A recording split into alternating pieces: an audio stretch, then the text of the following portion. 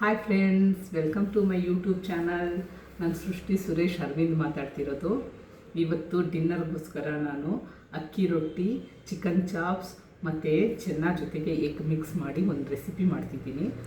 ನೋಡಿ, ಇಲ್ಲಿ ನಾನು ಚಾಪ್ಸ್ ಮಾಡೋದಕ್ಕೋಸ್ಕರ ಫ್ರೆಶ್ ಆಗಿರೋ ಕೊತ್ತಂಬರಿನ ತೊಗೊಂಡಿದ್ದೀನಿ.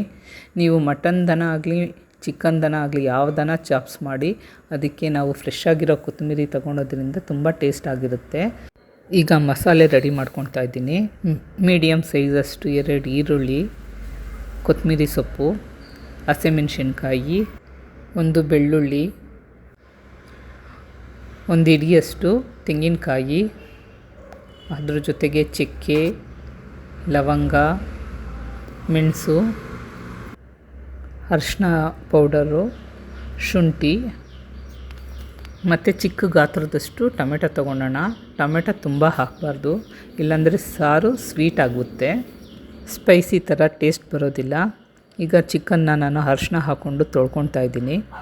ಇಲ್ಲಿ ಎಣ್ಣೆ ಹಾಕ್ಕೊಂಡು 1 ಚಿಕ್ಕ ಈರುಳ್ಳಿನ ಕೊಯ್ಕೊಂಡು ಒಗ್ಗರಣೆಗೆ ಹಾಕ್ಕೊತಿದ್ದೀನಿ. ಈರುಳ್ಳಿನ ಸಣ್ಣುರಿಲಿ ಗೋಲ್ಡನ್ ಫ್ರೈ ಥರ ಮಾಡ್ಕೊಂಡು ಆದಮೇಲೆ ನಾವೇನು ತೊಳೆದಿಟ್ಕೊಂಡಿರ್ತೀವೋ ಚಿಕನ್ನ ಇದರಲ್ಲಿ ಹಾಕ್ಕೊಂಡು ನೀಟಾಗಿ ಚಿಕನ್ನಲ್ಲಿರೋ ನೀರು ಇಂಬ್ರೋವರೆಗೂ ನೀಟಾಗಿ ಫ್ರೈ ಮಾಡ್ಕೊಳ್ಳಿ. ನೀವು ಯಾವುದೇ ರೆಸಿಪಿ ಮಾಡೋವಾಗ ಚಿಕನ್ ಆಗಲಿ ಮಟನ್ ಆಗಲಿ ಅದರಲ್ಲಿರೋ ನೀರಿನ ಅಂಶ ಇಂಬ್ರೋವರೆಗೂ ನೀಟಾಗಿ ಎಣ್ಣೆಲಿ ಫ್ರೈ ಮಾಡ್ಕೊಳೋದ್ರಿಂದ ಯಾವ ಥರ ಸಾರು ಮಾಡ್ಕೊಂಡ್ರೂ ತುಂಬ ಟೇಸ್ಟಾಗಿ ಬರುತ್ತೆ. ಇವನ್ ಯಾವುದೇ ರೆಸಿಪಿಗಾದ್ರೂ ಈ ಥರ ಮಾಡ್ಕೊಳ್ಳಿ. ನೋಡಿ, ಇವಾಗ ನೀರೆಲ್ಲ ಇಂಬ್ರಿಕೊಂಡು ಈ ಥರ ಕಲರ್ ಚೇಂಜ್ ಆಗಿರುತ್ತೆ. ನೋಡಿ, ಇವಾಗ ಇದ್ರ ಜೊತೆಗೆ ಸ್ವಲ್ಪ ಅರಿಶಿನ ಪೌಡರು, ಉಪ್ಪು, ಟೇಸ್ಟಿಗೆ ತಕ್ಕಷ್ಟು ಗರಂ ಮಸಾಲ, ಖಾರದ ಪುಡಿ ಮತ್ತು ಧನಿಯಾ ಪೌಡರು ಇಷ್ಟನ್ನು ಹಾಕ್ಕೊಂಡು ಸ್ವಲ್ಪ ಹೊತ್ತು ಫ್ರೈ ಮಾಡ್ಕೊತೀನಿ. ಇವಾಗ ನಾನು ಏನು ಮಸಾಲೆ ರೆಡಿ ಮಾಡಿ ಇಟ್ಕೊಂಡಿದ್ನೋ ಅದನ್ನು ಇದರಲ್ಲಿ ಹಾಕ್ಕೊಂಡು ಸಣ್ಣ ಉರಿಲಿ ನೀಟಾಗಿ ಫ್ರೈ ಮಾಡ್ಕೊತೀನಿ. ಈ ಮಸಾಲೆಗಳ್ನೆಲ್ಲ ಯಾಕೆ ಸಣ್ಣ ಉರಿಲಿ ನೀಟಾಗಿ ಫ್ರೈ ಮಾಡ್ಕೊಳ್ಬೇಕು ಅಂದರೆ ಅದರಲ್ಲಿರೋ ಹಸೆ ಸ್ಮೆಲ್ ಹೋಗಬೇಕು. ಚಾಪ್ಸ್ ಅಂತ ಏನು ಹೇಳ್ತೀವೋ ಅದು ಟೇಸ್ಟಾಗಿ ಆಗೋದು. ನೋಡಿ ಹಸೆ ಸ್ಮೆಲ್ಲೆಲ್ಲ ಹೋಗಿ ಡಾರ್ಕ್ ಗ್ರೀನಿಷ್ ಕಲರ್ ಆಗಿರುತ್ತೆ.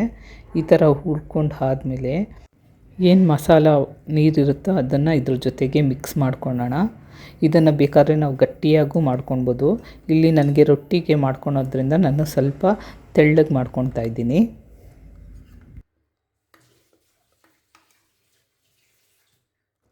ಈಗ ಕುಕ್ಕರಲ್ಲಿ 2-3 ವಿಷಲ್ ಹೊಡ್ಸೋಕ್ಕೆ ಇಡ್ತಿದ್ದೀನಿ. ಇಲ್ಲಿಗೆ ನನ್ನ ಚಿಕನ್ ಚಾಪ್ಸು ರೆಡಿ ಆಯಿತು. ಈಗ ನಾನು ಅಕ್ಕಿ ರೊಟ್ಟಿಗೆ ರೆಡಿ ಮಾಡ್ಕೊತಾ ಇದ್ದೀನಿ. ಬನ್ನಿ, ಇಲ್ಲಿ ಅಕ್ಕಿ ರೊಟ್ಟಿಗೆ ನಾನು ಯೂಸ್ ಮಾಡ್ತಿರೋ ಪೌಡರ್ನ ನಾನು ಮನೇಲೇ ರೆಡಿ ಮಾಡ್ಕೊಂಡಿರೋದು. ಮನೇಲಿ ಅಕ್ಕಿ ತಂದಿರೋ ಅಕ್ಕಿನ ನೀಟಾಗಿ ತೊಳೆದು ಒಣಗಿಸ್ಕೊಂಡು ಮಿಲ್ಗೆ ಹಾಕಿಬಿಟ್ಟು ಅಕ್ಕಿ ಹಿಟ್ಟನ್ನ ಸ್ಟೋರ್ ಮಾಡಿ ಇಟ್ಕೊಂಡಿರ್ತೀನಿ ಮನೇಲಿ. ಯಾವಾಗ ಬೇಕೋ ಆವಾಗ ನಾವು ಮಾಡ್ಕೊಳೋಕ್ಕೆ ಈಸಿ ಆಗುತ್ತೆ ಅಂತ. ನಾವು ಮನೇಲಿ ಏನು ರೆಡಿ ಮಾಡಿ ಇಟ್ಕೊತೀವೋ ಅಕ್ಕಿ ಹಿಟ್ಟು, ಆ ಅಕ್ಕಿ ಹಿಟ್ಟಿಂದ ರೊಟ್ಟಿ ಮಾಡೋದ್ರಿಂದ ತುಂಬ ಸಾಫ್ಟಾಗಿ ಬರುತ್ತೆ. ಇವಾಗ ನಾನು ಟೇಸ್ಟಿಗೆ ತಕ್ಕಷ್ಟು ಉಪ್ಪಿನ ಪೌಡ್ರು ಹಾಕ್ಕೊಂಡು ಇದಕ್ಕೆ ಮಿಕ್ಸ್ ಮಾಡ್ಕೊತಾ ಇದ್ದೀನಿ ನೀಟಾಗಿ. ಸ್ಟವ್ ಮೇಲೆ ನಾನು ಮೊದಲೇ ಕುದಿಯೋಕ್ಕೆ ಸ್ವಲ್ಪ ನೀರಿಟ್ಟಿದ್ದೆ. ಈಗ ಈ ಬಿಸಿ ಬಿಸಿ ನೀರನ್ನ ನಾನು ಈ ಅಕ್ಕಿ ಹಿಟ್ಟಲ್ಲಿ ಹಾಕ್ಕೊಂಡು ನೀಟಾಗಿ ಕಲಿಸ್ಕೊತೀನಿ. ನೋಡಿ, ಇದು ನೀಟಾಗಿ ಸಾಫ್ಟ್ ಆಗೋ ಥರ ನಾದ್ಕೊಳ್ಬೇಕು. ತುಂಬ ತೆಳ್ಳಗೆ ಮಾಡ್ಕೊಳ್ಬಾರ್ದು. ತುಂಬ ತೆಳ್ಳಗಾಯಿತು ಅಂದರೆ ಅದು ಲಟ್ಸ್ಕೊಳೋದಕ್ಕೆ ತುಂಬ ಕಷ್ಟ ಆಗುತ್ತೆ. ಹಂಗಾಗ್ಬಿಟ್ಟು ನಾವು ತುಂಬ ಗಟ್ಟಿನೂ ಇಲ್ಲ, ತುಂಬ ತೆಳ್ಳಗೂ ಬೇಡ, ಮೀಡಿಯಮ್ ಆಗಿ ಮಾಡಿಟ್ಕೊಳ್ಳಿ. ಇವಾಗ ಇದನ್ನು ಲಟಾಯಿಸ್ಕೊತಾ ಇದ್ದೀನಿ. ಈಗ ಕಾದಿರೋ ಬಾಣಲಿಗೆ ಎಣ್ಣೆ ಹಾಕ್ಕೊಂಡು ರೊಟ್ಟಿ ರೆಡಿ ಮಾಡ್ಕೊಳ್ಳೋಣ. ಬನ್ನಿ, ಇಲ್ಲಿಗೆ ರೊಟ್ಟಿನೂ ರೆಡಿ ಆಯಿತು. ಇಲ್ಲಿಗೆ ಅಕ್ಕಿ ರೊಟ್ಟಿ ಜೊತೆಗೆ ಚಿಕನ್ ಚಾಪ್ಸ್ ರೆಡಿ ಆಯಿತು. ಚೆನ್ನ ಆಮೇಲೆ ಎಗ್ ಹಾಕಿ ಒಂದು ರೆಸಿಪಿ ಮಾಡ್ತೀನಿ ಅಂತ ಹೇಳಿದೆ. ಈ ವಿಡಿಯೋ ತುಂಬ ಲಾಂಗ್ ಆಗುತ್ತೆ ಅಂತ ನಾನು ಅದನ್ನು ನೆಕ್ಸ್ಟ್ ವಿಡಿಯೋದಲ್ಲಿ ಅಪ್ಲೋಡ್ ಮಾಡ್ತಿದ್ದೀನಿ. ಈ ವಿಡಿಯೋನ ನೋಡಿ ಆದಮೇಲೆ please share, comment and subscribe my channel. ಮತ್ತೆ ನೆಕ್ಸ್ಟ್ ವಿಡಿಯೋದಲ್ಲಿ ಸಿಗೋಣ. ಓಕೆ, ಬಾಯ್.